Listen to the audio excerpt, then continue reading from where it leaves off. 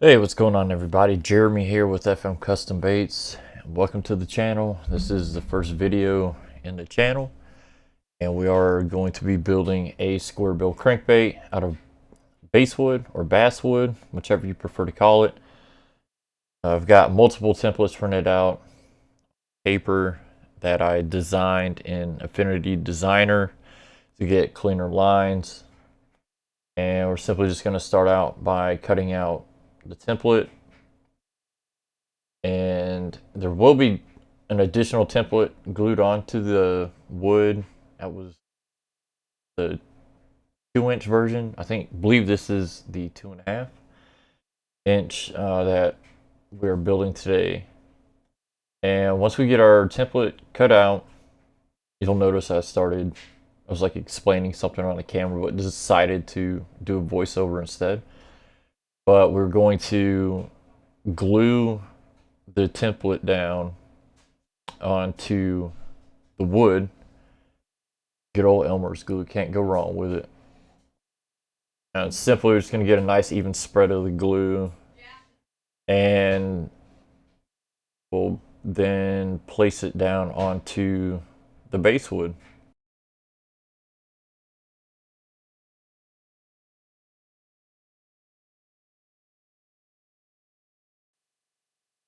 Now moving on to the bandsaw, you'll see the two templates on the basswood. And sorry for the camera shot, didn't get the shot I wanted to, and the other camera I just really despise. But we're simply just going to cut the outline out and cut the blank safely, of course.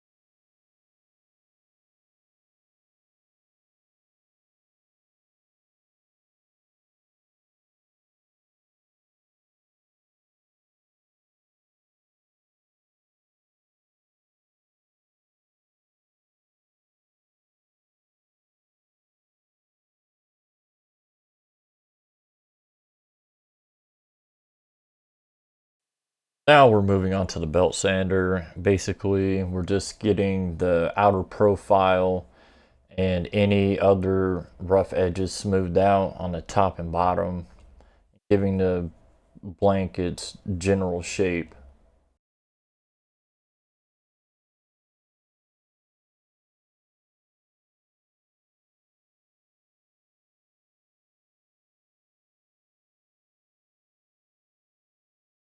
I don't know why I decided to keep this in, but if you notice my little action camera on the platform of my bandsaw is getting closer and closer to the edge due to the vibrations of the crappy workbench I have, and eventually just falls right off the platform and onto the floor.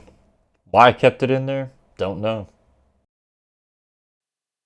Now we are moving into the stage where we take our pencil and start marking our general guidelines on how deep to cut into the wood with our carving knife. I typically mark lines at the front and around the nose and rear at the tail end of the bait. Usually don't put guidelines on the sides. I usually just wing it when I'm carving into the wood for the sides to help give the profile, a round profile during the sanding phase. But here I ended up actually drawing lines on top of the bait to give myself a sense of where and how deep I want to cut into the bait. And there was a moment there where I paused. I was debating on whether to actually go through with the drawing of those guidelines. So in the last scene, you saw me pick up the carving knife. I did start carving out the lure with the carving knife. I got the nose profile done. And I moved to the rear and I started thinking, okay, it's going to be easier with rotary tools. So I ran and got my rotary tool with the attachment to help aid with giving the start shaping and giving the lure its profile, which makes life a whole lot easier. Now you'll see me, I'm going around and around on the rear end of the tail of the lure to help give the rounded profile that you would typically see on a manufactured crankbait such as Strike King, Lucky Craft, or any other brand of crankbait. Now, I don't have fancy machinery to help aid in giving that rounder profile, so I have to simply wing it and get it as close as I humanly possibly can to getting that round shape profile in the rear. Granted, it never turns out that way with the wooden bait, especially with the harder wood. And if it was balsa wood, it'd be a little bit different story.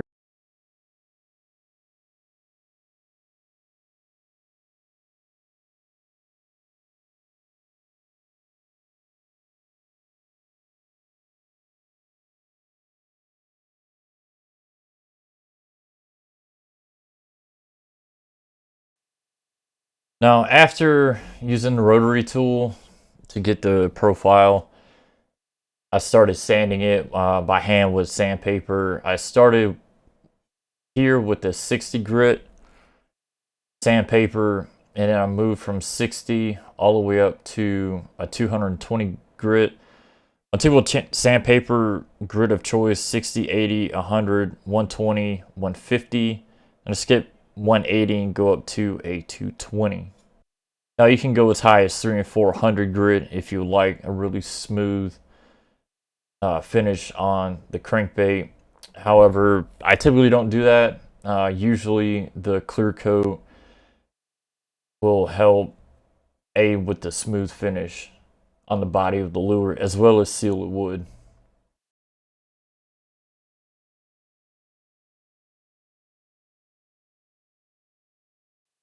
Now you see me going around the top part of the bait.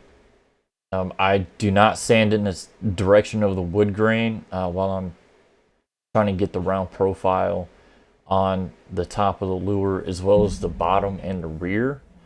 And I'm constantly rotating that blank in between my fingers while sanding to help get that round profile with the rougher grits and then smooth it out. The end result with me doing it this way, this is just a method I've always used for years. I've never noticed any scratches or anything in the wood due to not sanding in the direction of the wood grain. All right, so now we got our clear Lexinglass. You can pick this up locally from Home Depot. The thickness is 0.093 inches thick. It's pretty thick. I do have a circuit board lip I'm using as a template. Now you can order those from lurepartsonline.com. You can order them pre-cut, or you can just order a sheet of it. I think it's a 12 by 12 sheet that you can order, and you can design your own square bill templates or diving lip templates and cut it out. I've personally never cut circuit board material. I do know it's a lot more durable and scratch resistant than Lexinglass, but this is what I had readily available to me. There you see that we do have the square bill template outlined, and we're going to take it to the bandsaw. All right, now we're at the bandsaw, and we're simply just cutting out our template that we sketched onto the Lexinglass. Now, I didn't have a fine-tooth blade installed on my bandsaw at the time, really not the specific blade for it, but it worked. And once we get as close as we humanly can down to the lines, we're then going to take it over to the belt sander and get the edges smoothed out and get it closer to the template lines as possible. Now that we got our square bill cut out, we are going to take it to the belt sander and get it as close as we can to the lines and round out the corners to give it that square bill profile. I just got to be really careful at this stage of sanding with Lexinglass. You can get into a lot of trouble really quick, and you may end up having to start all over. I've already been down that road, and I still do it from time to time, but not as much as I used to.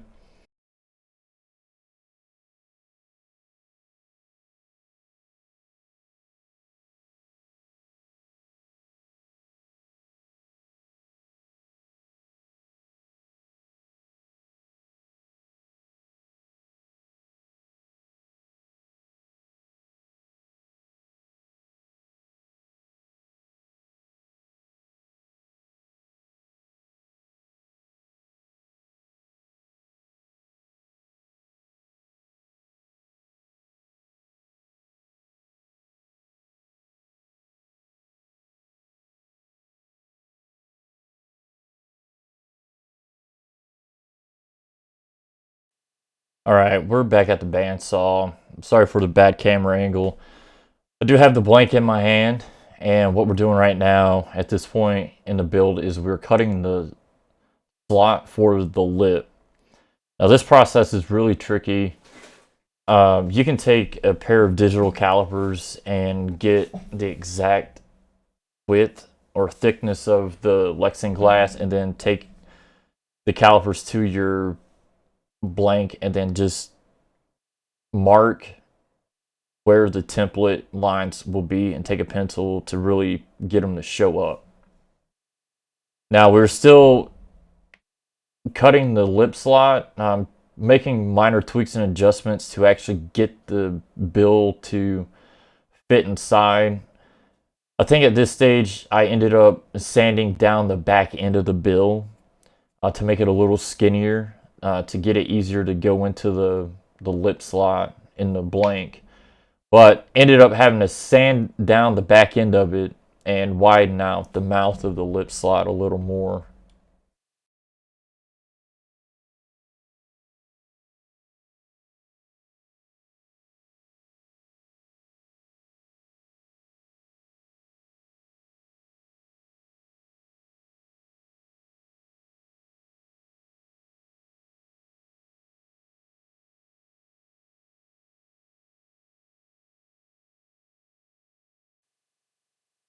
So we're back at the workbench, and I've got the bill inserted into the slot on the blank, and now I'm marking reference lines for the line tie, the belly, weight, and hook hanger, and the rear hook hanger. I always draw a line down the middle to help try to give me some sort of focus as to where the center is. That's really important during your crankbait builds, is to make sure that that line tie is centered up as close as possible with the bill. That way it'll run true. If not, you can make minor adjustments. If you can't get it, just run to the side completely. I've spent hours trying to figure out one crankbait as to get it to run properly, and ended up just putting it down out of frustration. So I've done the R&D. Crankbaits are still a whole nother beast within itself when it comes to getting them to run properly. Square bills are a little easier versus a diving lip. I can see this drill bit in my hand. It's like a brad point drill bit. It's got a nice pointy tip on it, which is allowing me to make a nice center hole for when I run the drill, the smaller drill bit, to drill the line tie hole. So now I'm starting the process of drilling the holes for the rear hook hanger, line tie, and the belly weight. Now I don't have video of me drilling the belly weight hole.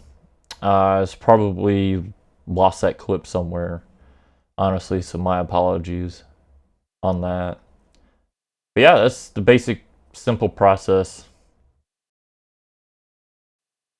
So at this stage, I'm starting to make the line ties out of some wire. typically you want to use stainless steel, small gauge stainless steel. You can get some jeweler pliers to make the line ties, but this is a tool. It's a lure maker is what it is. I forget what the name of it is, but you can buy this on lurepartsonline.com. And over down on the right where my hand is, it's got a little lever that you can rotate, and that'll allow you to bend the wire in a perfect circle to get your line tie.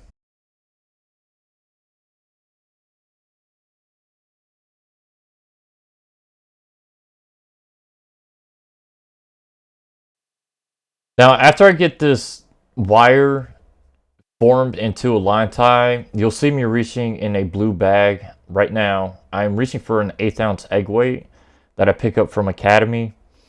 And what I'm going to do is take that line tie wire and run it through the center of the egg weight, as you'll see now. And once that's through the egg weight, I'm going to bend that excess wire around the top of it and clip off any excess wire. And then that'll provide a secure hold for that wire and hook hanger as well as in the belly. So now we're at the table on my back patio, sketching a gill pattern on the crankbait blank. And you'll notice I draw 2 different lines, and which those will be carved out in a method that I actually learned from a fellow YouTuber that I do follow, courtesy of Solarfall Baits. Dude is a freak of nature. I'm just giving him a shout out because dude is awesome with his lure carvings. I learned this method from him when I first started carving fishing lures.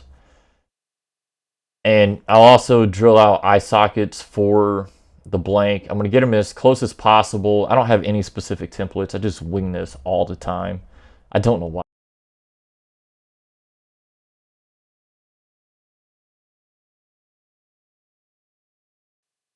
I also want to note that you see me rotating the bait. I'm trying to eyeball and get it as close as possible to being even.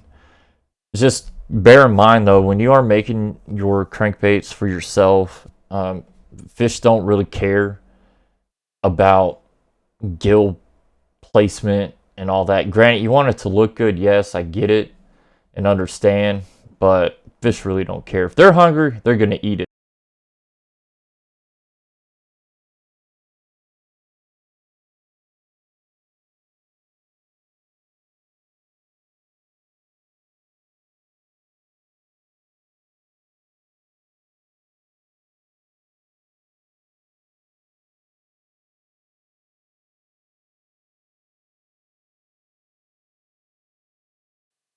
All right, now I start realizing I need a new blade on my knife. I'll eventually go get one, but right now I am marking where I think the eye is going to be. And I'm also going to be using a brad point drill bit. This allows a flat surface to be drilled into the wood and for the 3D eye to sit in when you super glue it in.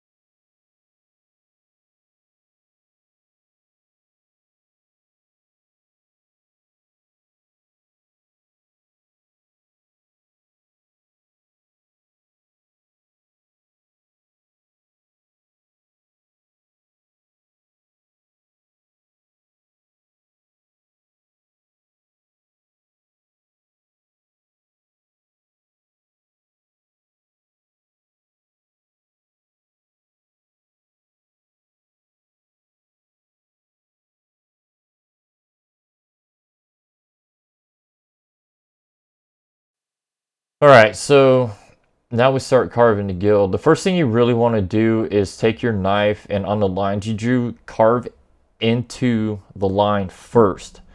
And then, as you see what I'm doing right now, take the edge of the blade on the outside of the line and just start carving into the wood. And that's going to allow for a raised pattern to be cut in by taking away material from majority of the meat that you have left, basically.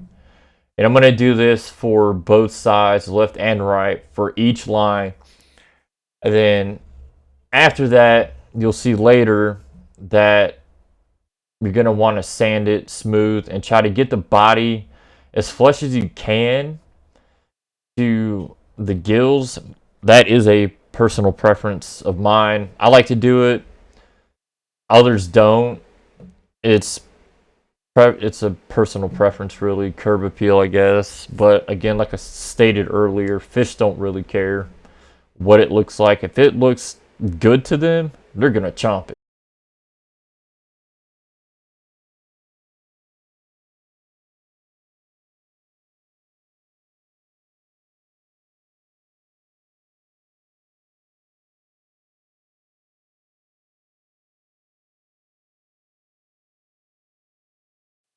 I also just want to note, be very, very careful when you do this.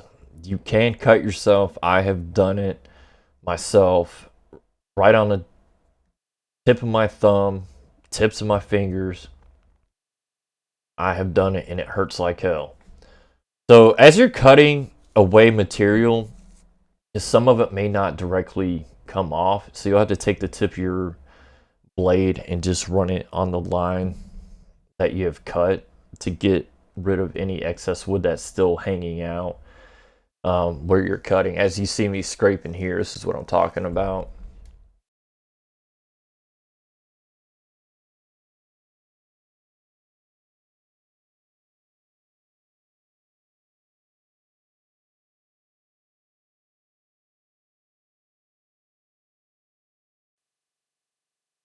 Now that we have finished cutting our gills into the crankbait body, you just simply want to sand. I believe this is 150 grit. Just want to sand around the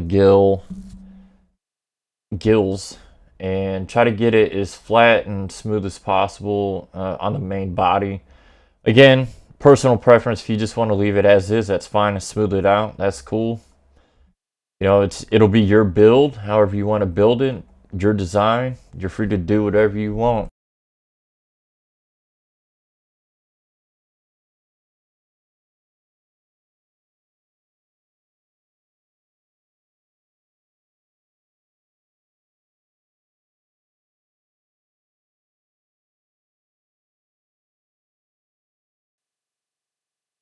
All right, so what we're doing now is going to seal the wood. We are going to start burning 5-minute epoxy on the entire lure blank.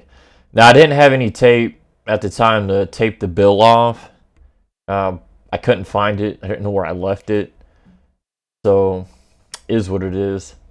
Basically, all I'm doing is going to spread the epoxy around as evenly as possible and let it soak into the wood to help seal it. Then after that, I'm going to take a shop rag and wipe off any excess epoxy.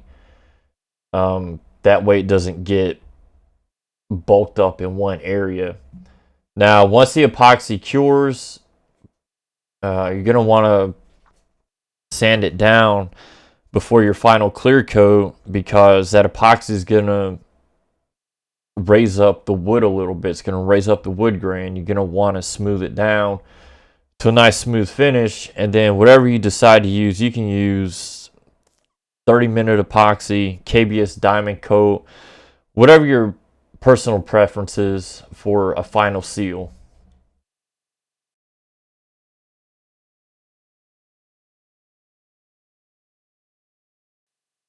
All right, now obviously I got the shop rag and I'm just going to start wiping away epoxy just to try to get a nice even coat. I did what I could up at the front near the bill and the nose and front line tie and that. Now I just want to point out for your final clear coat, you can use Bob Smith Industries 30-minute epoxy, Defcon 2-ton 30-minute epoxy, KBS diamond coat. You know, there's all sorts of different coats you can put on to seal the wood and as your final top coat after your paint job. Again, it's all personal preference. Now, if you do use a 30-minute epoxy, you'll have to have it rotate for 24 hours. That way, you can get a even coat around the entirety of the lure, and you can simply just use a disco light ball motor, which I have used in the past. Just build you a simple jig to keep that lure tight to allow it to rotate, and put the epoxy on and let it spin all night.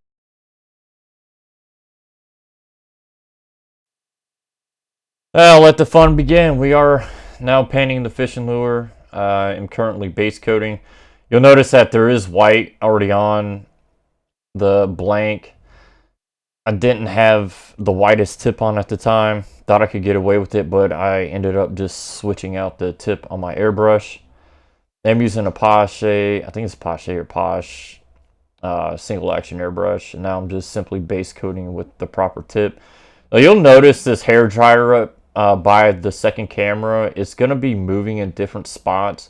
And this is because I am using Creatix, which requires a heat cure after every coat.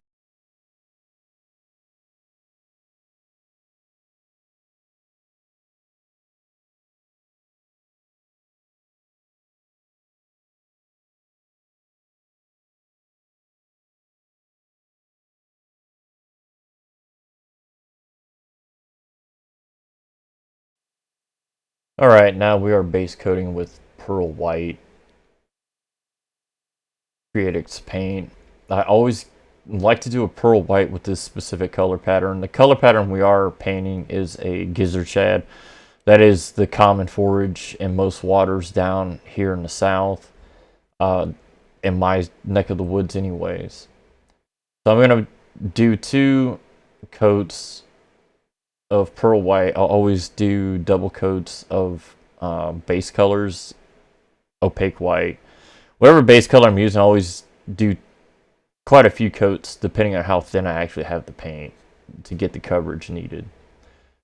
And now we are spraying the top black with a transparent black, and you'll see me constantly checking the line to make sure I'm getting a steady flow of paint coming through the airbrush. It was actually pretty cold when I was airbrushing, and the wind was blowing and the paint was just drying up in the tip, so I was constantly having to check to make sure I had flow. Alright, so at this point you see me pull the hair dryer out. As I stated earlier, Creatix requires a heat cure. I personally do it all the time after every coat because I don't want to screw up the paint job while the paint's still wet. And honestly, I think it just works out better this way. And this will be the only clip you see me actually using the hair dryer. Now maybe during a live stream you'll see it constantly because it is a live stream. Now I'm going to hit this top with another coat of black paint, and then I'm going to end up getting the nose of the bait as well.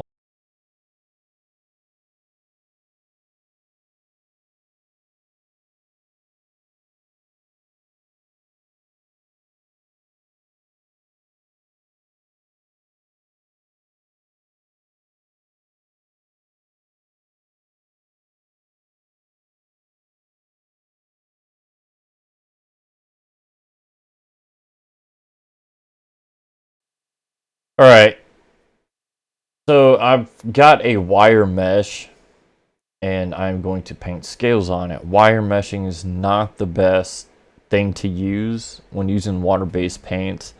It does scratch the surface. I ended up scratching the surface of the paint. Granted, I don't personally care. This is just a how-to build a crankbait, basically, and how to paint a crankbait. I mean, there's really nothing to it once you get the hang of it. But I am using an acrylic silver paint.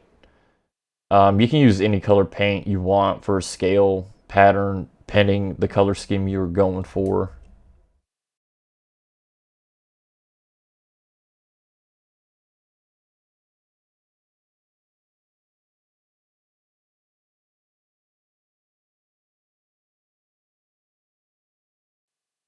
Yeah, this is what it looks like so far.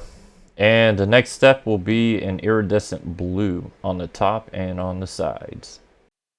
So now I'm starting to paint a blue streak down the side. Majority of the gizzard shad that I have seen have some kind of blue streak running down their side. And I'm also going to run this blue up, iridescent blue on the top. It gives it a nice weird purple color. It's actually pretty cool. And I'll just put in the blue streak on both sides. It went out of frame for this shot. It is what it is. You get the gist.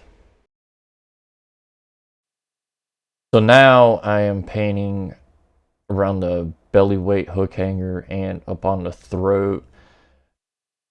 As typical with every other conventional lure that I see, just to give it some added flair and pop to make it look like it's bleeding and or injured.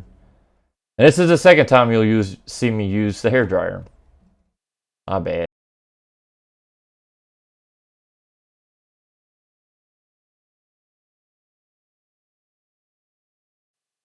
Yeah, here's the finished product. I've already clear coated this lure. There is going to be a separate video for the test specifically.